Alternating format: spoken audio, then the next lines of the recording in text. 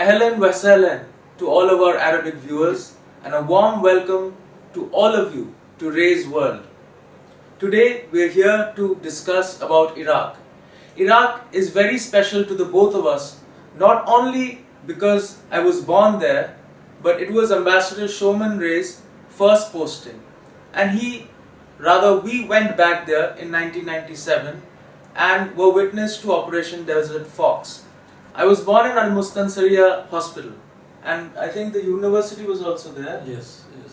In fact, the name of the hospital was Mustasfa Al-Fal. Right. That is Children's Hospital of Mustansariya University. Right. And we lived right behind. We lived right behind the Mustansariya University, which is one of the oldest universities in the Middle East. Right. And how far was the Abdul Qadir Jilani Abdul Qadir Jilani shrine was around I would say 3 kilometers from our residence. Right. And you used to visit there. I used to visit there. Right.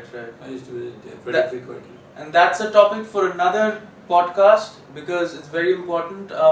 The main Sufi saint living there at that time was an Indian gentleman. Yes.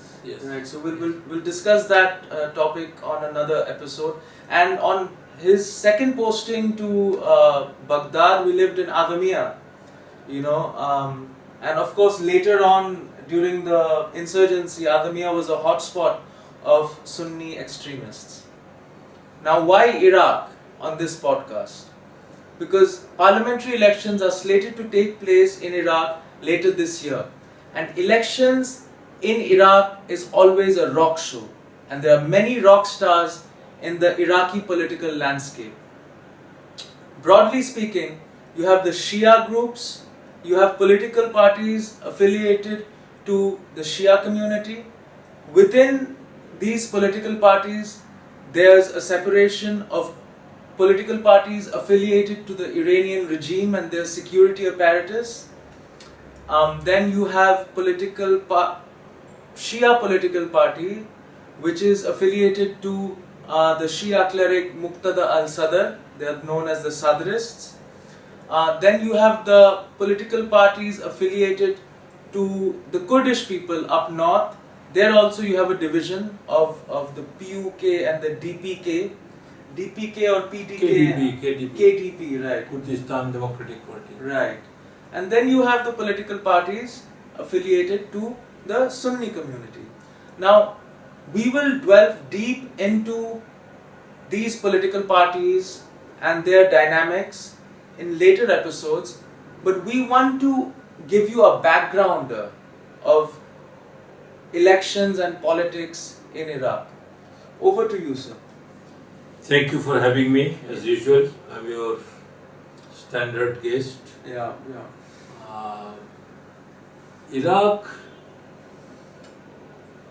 now it's a Republic of Iraq. There was no Republic of Iraq.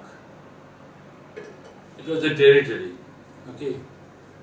And it was the seat of the second Muslim or Islamic Caliphate, the Abbasid Caliphate.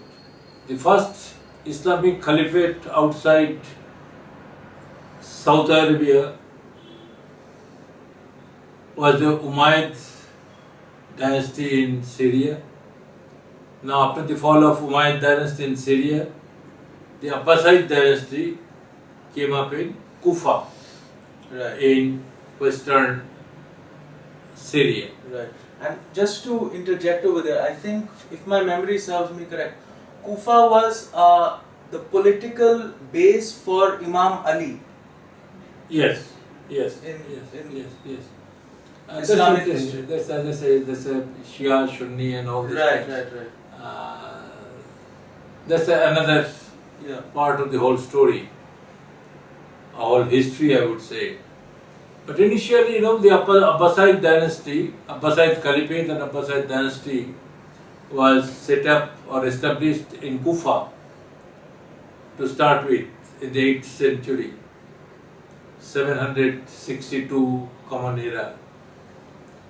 Now, from then, that is 8th century to the 13th century, Abbasid Caliphate ruled Iraq the place which is now known as Iraq, the territory rather, between the two rivers, Euphrates and Tigris. When the Abbasid rulers conquered that area between the two rivers, they moved their capital from Kufa to Baghdad. Baghdad was a village, a small town, I would say, not village, a small town. And it was called rather, Madinat al-Salam. Madinat al-Salam. Right. That is, city of peace. Now, the Abbasid ruler, Al-Mansur, he developed the city of Baghdad. For quite some time, it carried on the name of Madinat al-Salam, that is city of peace, but it became the hub of cultural and economic activities in the whole of Middle East. So, it was considered that it is a place bestowed on us by God. So it was named Baghdad.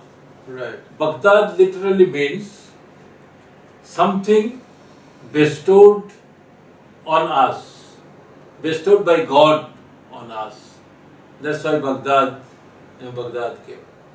Now, the Abbasid dynasty ruled the territory for 5 centuries, from 8th century to the 13th century until the Mongol invasions. So, during that period, that was the golden period of Islamic history, I would say. Right. The period under Abbasid dynasty displayed far and wide, but mainly it was Iraq and the city of Baghdad, which came to prominence in the whole of Muslim world. Then it changed hand to the Ottomans. Ottomans ruled there for 3 centuries, almost 3 centuries, till the end of First World War.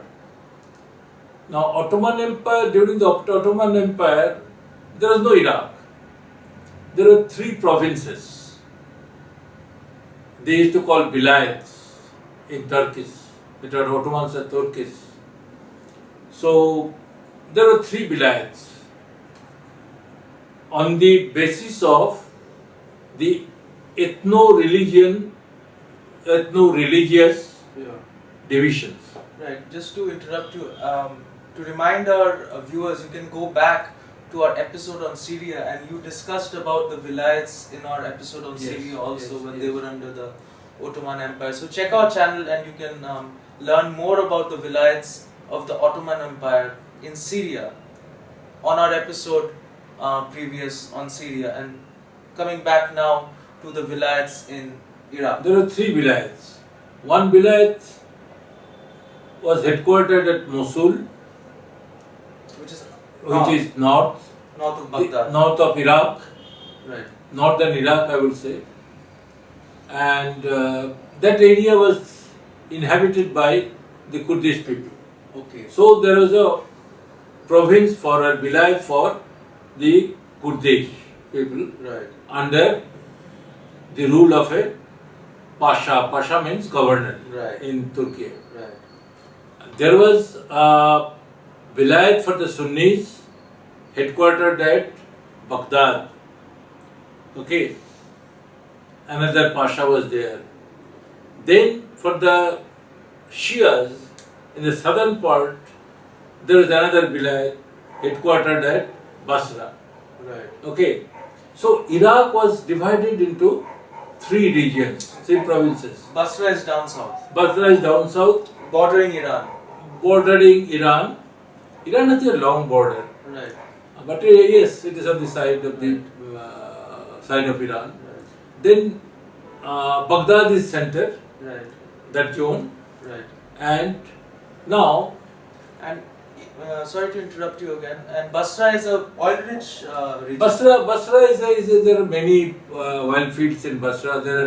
In Iraq there are two areas Right. which are oil rich, Right.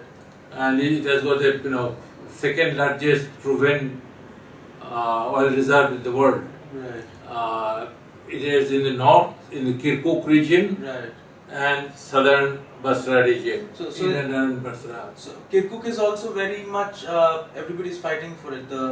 Yeah, because Kurdish it's a mixed population. It's Right. Sunni and Shia, Sunni and Kurdish. Kurdish. It's a mixed population. Right. Because of the oil revenue, the Kurdish are fighting to get Right. Kirkuk within their territory, but still now it is under the outside the autonomous province of the Kurdish. So this was the situation. Now, in 1920, when the Britishers got the mandate to govern after the defeat of the Ottoman Empire, the areas Right. or territories of Ottoman Empire was divided between the French and the Britishers. The Britishers got or took Iraq. Now, then initially it was a mandated country, a mandated territory rather I would say, but it was mandated in 1918, after 1918 or 1919, soon after the First World War. Then in 1920 there was a huge rebellion by the Iraqis. Right. That is the first time in the history of Iraq that both the Shias and Sunnis Right. were united to fight the Britishers, Okay. colonials. Okay. But they were, defeated very badly. So the Britishers understood that it is not possible for them. There will be continuous rebellions, Right. and it kept on. Though it was crushed, but once the seeds of rebellion gets implanted, Yeah. it will carry on. So what they did is that in 1932, they set up an independent kingdom, Okay. Kingdom of Iraq. Okay. The Now, Britishers did. The Britishers done it. There's an independent kingdom. Okay. And then we will give you independence. But Okay. the king was a Hashemite king, Okay. King Faisal, Jordanian. Jordanian. But now Jordan. Now Jordan, but originally they were he came from Hijaz area of Saudi Arabia. He was the son of King Hassan. And they were the keepers of the Holy Mosque at that time, Mecca Medina. Mecca, Medina.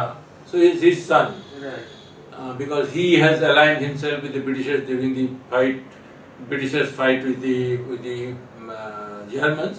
So as a reward, they initially promised to give Arabs independence, but they did not give it. Right. That's another story. Sykes-Picot agreement and all Right. these things. So there's a Hashemite king, King Faisal, in 1932. It became the kingdom of Iraq. Now it continued till 1958, when the king was dethroned by the Iraqis. In fact, Saddam Hussein had played a role, though he could not kill him. Right. He had to, swim Across the Tigris. across the Tigris River. That's the story. That's the story. Yeah. And After being hit by a bullet, I think. after being hit by a bullet, And then he took refuge in somebody's house. somebody's house in a Yeah. village. Fascinating. There's Another episode on that. Oh, no. Yeah, we will. That's a I long think story. Saddam Hussein deserves a few episodes on our podcast, given our relationship. I lived under Saddam's Iraq. Yeah. So I've got And I was born under his regime. So I've got many stories. I've got many stories to tell you about Yeah. Saddam. But And you will verify to us about the myth of Saddam having 7 duplicates. Well, let's not discuss that Okay, in okay. this episode. Sure, sure. So this is Back how to the Kingdom of Iraq. Kingdom of Iraq, then Times. it become Republic of Iraq. Okay. Okay.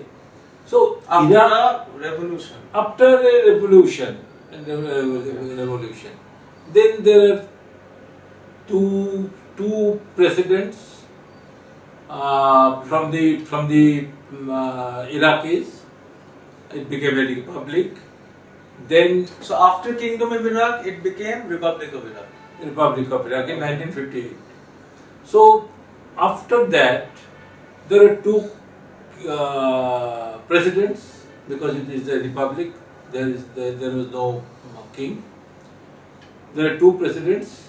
Then in 1968, I suppose, 1968 or I think 1968, the Baath Party, the October Revolution, they call it. Baath Party came to power. In fact, Baath Party came to power in 1962. 1962 itself, Baath Party came to power. But they were strong. There was also a Baath Party in Syria. Baath Party in Syria. Was it bifurcation of one party? It's a bifurcation of one party. It was set up by one of the prominent members of the group which set up Baath Party was Michel Aflaq. Right. I had met him. I remember to have met him. Right. He was expelled. He was expelled from Syria because of his differences of opinion with Hafiz al-Assad, another Baathist. Because Hafiz they were al-Assad. the founders of the Baath Party. Yes, Michel Aflaq he's a Christian, by the way. Okay, so he had a fight with Hafiz. He has a difference of opinion with Hafiz. And he came to Iraq. And he came to Iraq, and Iraq welcomed him. By that time, Right. Saddam was going popular. Saddam was a worker in the Baath Party. Saddam was, I won't say worker, he was rising like anything. Right. And his uncle. Did he have good administrative skills or good? What was he developed? I will discuss this thing in another episode about Saddam's administrative skills. Right. How he developed that thing. And That's reasons a of his marvel. quick rise. That's a marvel. It's a really marvel. Right. People do not know it. Many people do not know it. Sure. How Saddam Hussein became such a great administrator, Right. as well as a brutal dictator. Right. As well as a brutal dictator. Yeah, he's a complicated character. He was the enigma of history, I would say. Right. Nobody can understand what he was. Right. What was his character? As a psychologist specimen, I would say. Right. Right. Fantastic Fantastic book on him during the interrogation by the CIA officer. No? Yes. We have that book. That's That's a. The interrogation of Saddam. Is that what it's called? No, Something it's like- not interrogation of Saddam. It's debriefing Saddam. Debriefing Saddam. Debriefing Saddam. Right. I'll put up the link on our episode. Do check out that book. It's a marvelous book on Saddam. Marvelous book on Saddam. Then Saddam's uncle was the Hassan al-Bakr. He was the president. He was an army man. He was the president. Now, Saddam's maternal uncle persuaded Hassan al-Bakr to take Hassan as his deputy. Take Saddam as Saddam Hassan as deputy. So Saddam Hussein al-Majidi, Right. al-Tikriti. Right. Saddam took his stepfather's name, Okay. Mazid. So Saddam Hussein al-Mazid Al-Tikriti. al-Tikriti because he is from Tikrit. Tikrit, yeah. But later on he dropped Tikriti Okay. and al-Mazid also and became Saddam Hussein. So that period was very tumultuous period from 1958 to 1968-69. Saddam Hussein became vice president and in 1969 his uncle was became infirm rather, ill health. So practically he was running the show. He did many things during that time, nationalized Iraqi oil company, during this period. So practically he was known as in the West, he was known as Mr. Deputy. Right. So that period He was not yet president. Not yet president. He became president in 1979. Okay.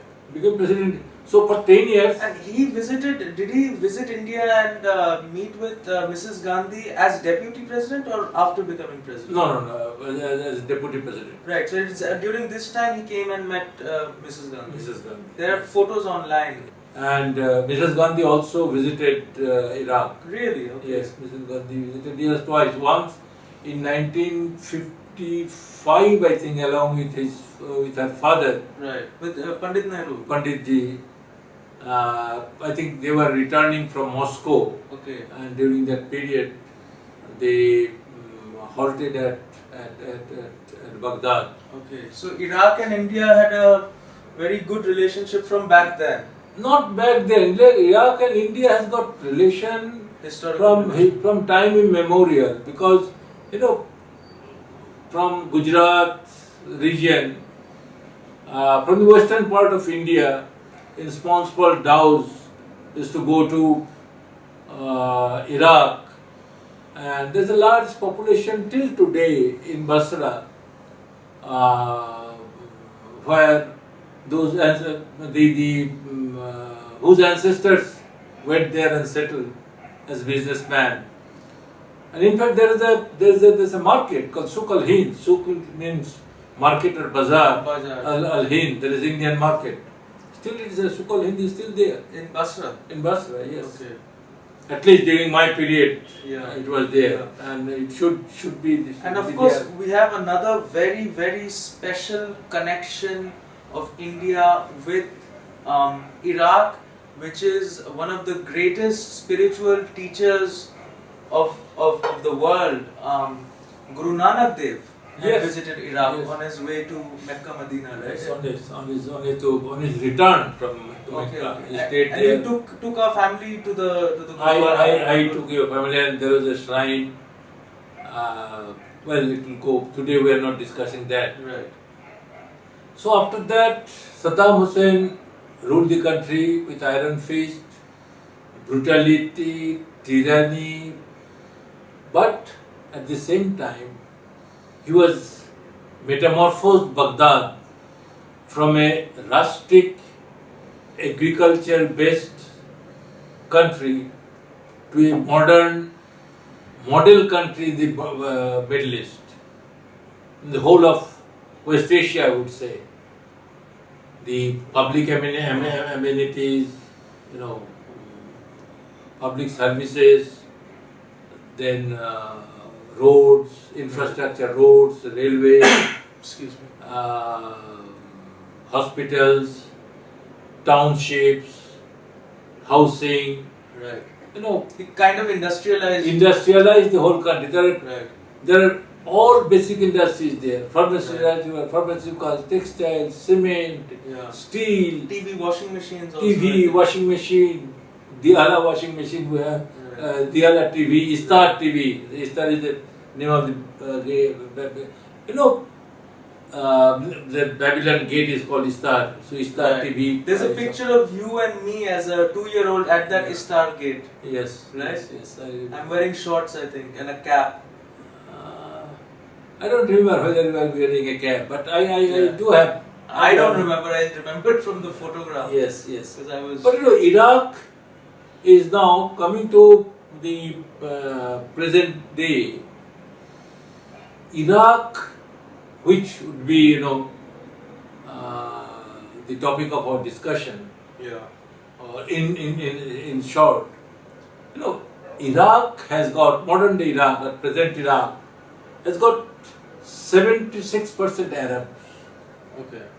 Okay. By Arabs, I mean Arabs. And 16% Kurdish. Okay.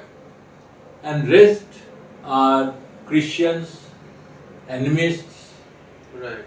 Yazidis, right? Okay. And within Christians also you have the Assyrians and the Armenians. Yes, within Syria there are so there is a small minority group. Right. Majority are Arabs. Majority are Arabs.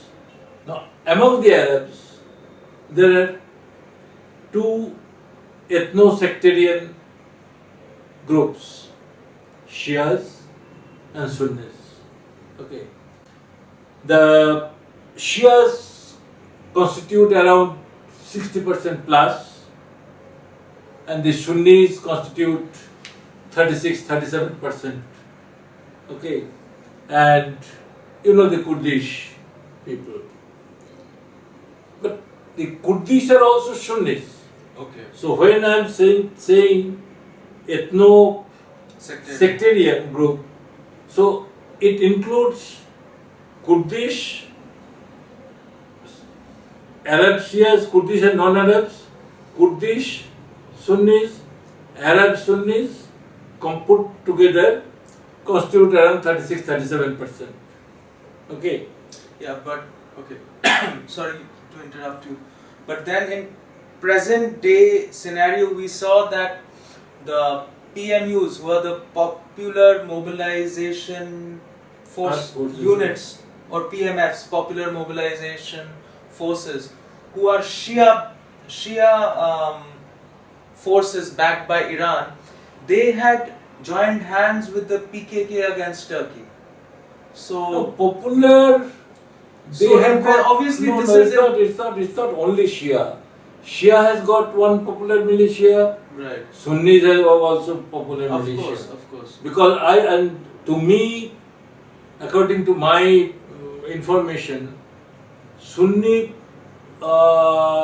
militia are more powerful than the Shia militia, because it is the Sunni militia group which removed the ISS threats. No, but the Shia militia were heavily involved. The PMF, Shia militia the was- Popular Mobilization No, no. Forces were created in 2014 to battle ISIS. But before that, Right.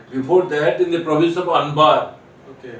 in the province of Anbar, where between 2005 and 2013, okay, before the election, second election in 2014, Right. it is when there is a rise of Islamic State, and before that Zarqawi. Yeah. Now at that time, it was supported by the American Special Forces. killed him. No, I think the no, Green they Berets. killed him. But my point is, they could not control the Sunni triangle. Right. It's called Sunni triangle. Fallujah, from Fallujah. It starts from Baghdad Right. down to Fallujah is within Anbar province. Right. Okay, Baghdad, Iraq has got 18 provinces. Right. From Baghdad Yeah. to Now 19 provinces because of Halabja last year. Halabja. Yeah. Recently Halabja, where It has taken out from Suleimani. Right, Suleimania. It has taken out from Just Suleimani. to interrupt you, to inform our viewers, Halabja has been made the newest province in Iraq. So it's the 19th province of Iraq and the 4th province of Kurdistan. And Halabja is where Saddam Hussein had attacked his own people with chemical weapons. Saddam Hussein ordered, but it Right. was carried out by Ali Hassan al-Majidi. Right, his family member. No, his cousin, Okay, and he is known as Chemical Ali. right. Okay. Kimi, Ali Kimi. Something Ali Kimia in Arabic. Right, Ali Kimia. Chemical Ali in English. right. Okay. So, sir, if you could please enlighten us about the geography of the Sunni Triangle. Well, Sunni Triangle is the area, if you look at the map Right. of Iraq. Iraq, and if you see that where the sectarian groups are located, it is clearly divided country, as was during the period of Ottoman Empire. The Shias are in Basra most. Shia, Basra, not only Basra, Najaf, Karbala. Najaf, Karbala, Samara also is mixed. In Baghdad also there are Shias. It starts from Baghdad, it goes north, then it comes to the west. There is Anbar province. This is the which includes Fallujah, where there was a serious battle between the Americans, and Americans were de-skinned and their his corpse were hanged from a bridge there. It was between the US forces and Sunni. And the Sunni. So what you talked about the militia, Sunni militia. So it was at that time. Right. It was during that period. Right. Before the Shia militia was formed in 2014. Right. It was during that period the Americans, with the help of the Sunni sheikhs, Okay. these created a group armed militia. In fact, they supplied arms and ammunition to them. To fight ISIS. To fight Zarqawi to start with, Okay. because once Al Qaeda was defeated Right. in Afghanistan in 2002, isn't it? 2001. Right. 2001. So they came back to one of their leaders, Zarqawi. Right. He came Yeah, back he to was in Afghanistan, Pakistan also. Afghanistan, so he came back from Yeah. there and he set up this thing. So that's the Yeah. so one of the most evil personalities. so in the so history of mankind. Sunni militia is equally powerful, and they are also Right. playing a role now. Right. So now there are, if you see the present political scenario there, the Sunnis, they have got their own political parties. Okay. The Taqaddum party of Halbousi was very powerful. He got 35 seats.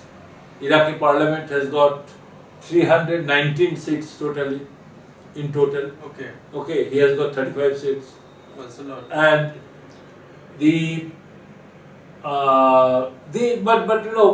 there are some eavesdropping case and all these things. He was removed from the post he was occupying.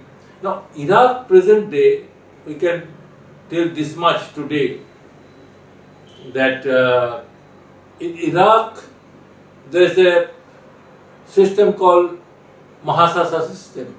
Right, correct. Now, Mahasasa system, in brief, it's a division of power between the three main Players. players, The Shia, Sunni, ethno-sectarian groups, right. Kurdish, Kurdish, Sunnis Shia. and Shias. Okay, Right.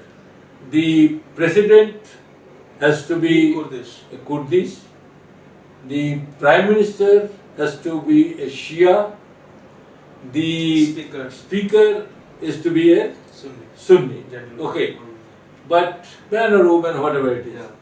Now, Hablusi was the last previous speaker. So he has been removed. Right. Now this Mahasasa system is not only for the three presidencies they call it. There is president, prime minister and speaker of the parliament. It is percolated down to all bureaucracy. The Mahasasa This arrangement. Mahasasa arrangement. And as a result of that, on the Mahasasa arrangement, ministries are allotted. Right. How many votes which party got it, Right. okay, from their members. Now once this is there, now ministries, bureaucrats, ministers also appoint the bureaucrats accordingly. Right. Okay, like defense ministry will go to, according to Mahasasa system, defense ministry will go to the Sunnis. Okay. Interior ministry will go to the Shias. Okay. It's like a balance. Okay, so it is a balance. Right. Now, it is true that this is not a perfect system. However, It's an informal system though. though it's an informal system, But it is what is on all practical ground level, the Mahasasa system is what. this is what I was going to say. However, having said that about the negative sides of Mahasasa system, it is a system which is till now, it's 20 years, keeping the country together. And Okay. some sort of stability. And some initially there were some problems, but Yeah. though election laws We can discuss about election laws. Sure. Election laws are changing, modified, Right, improved. You know, they are improved. They have adopted in 2014 that the French mathematician, his name is André Saint-Lague, I pronounce it French pronunciation, and André Saint-Lague, Right. okay, his formula Okay. of making a list for all major political parties, Okay. and you have to select from the list. Okay. You have to elect, the voters have to elect from this list. That is also being modified. Right. The latest 2025 is November 11 is the election day. It's been finalized? It is finalized. November 11 is the election day. Right. And they have introduced a new law. It's an improvement Right. on that. Masada system. Not the Masa, improved of Saint-Lague system. Okay. Okay. It's very complicated. We will analyze it in Right. the next episode when we discuss the political parties and all Sure. these things. But all said and done, the Iraqi political structure is taking a shape. Okay. Right. Now it is improving, security condition is much better, Yeah. Right. inter-sectarian Violence. violence is much less. Right. Right. During Saddam Hussein period also, what he did, he crushed the Kurds. Kurdish, Yeah. not only the incident you referred to earlier, The Halabja. Halabja, in Anfal, he killed thousands of people in Anfal. Thousands of villages have been, hundreds of villages have been emptied Right. Right. in Anfal. He also Okay, came that down- is how he kept the Kurdish under brutal force. Okay, there are two main Kurdish groups there, as you mentioned. Yeah. Kurdish Democratic Parties, KTP, Yeah. and PUK. But there is a new political party. There is the last provincial election there. KDP is most popular. Barazanis, they got, I think, 35 seats. Yeah. Then PUK, they got 17 or 18. Yeah. No, they got 27, I suppose. 27. 35, 27. And there is another party which has come up, is that Progressive Party. Right. Okay. The Progressive Third Party, party. New Generation Party. New Right. Generation Party. Third Kurdish party then. Third Kurdish Party. They have also become Stakeholder. stakeholder. They got 15 seats Right. in the provincial election. Even the communists, there's another communist. Iraqi Communist Party. No, Kurdish Communist Party. Okay. Iraqi Communist Party is finished. Okay. Kurdish Communist Party, they got 7 seats. Okay. Okay, so they are also a factor. They will also play Right. a role Right. in the national election. Right.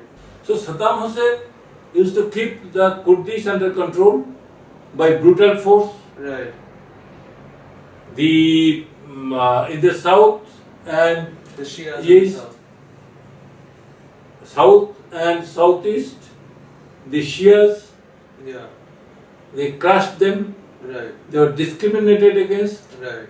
Okay, Especially before and after the first Gulf War. before and after first Gulf War. Then, so only the Sunnis. Right.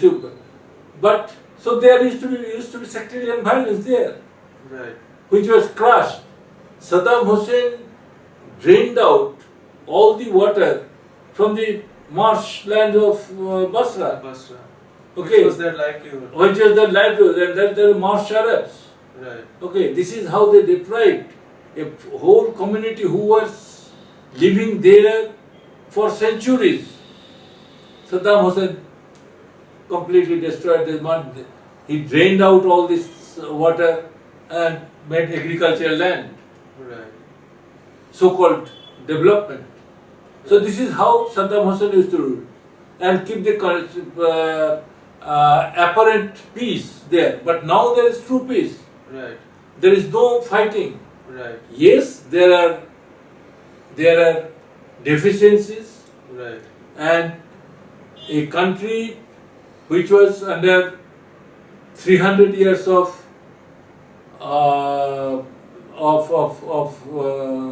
Ottoman rule, 3 centuries. There's almost 300 years of Turkish rule. Right. Then another, say, 50 years, 30 years, from 1920 to 1958. Right. Okay.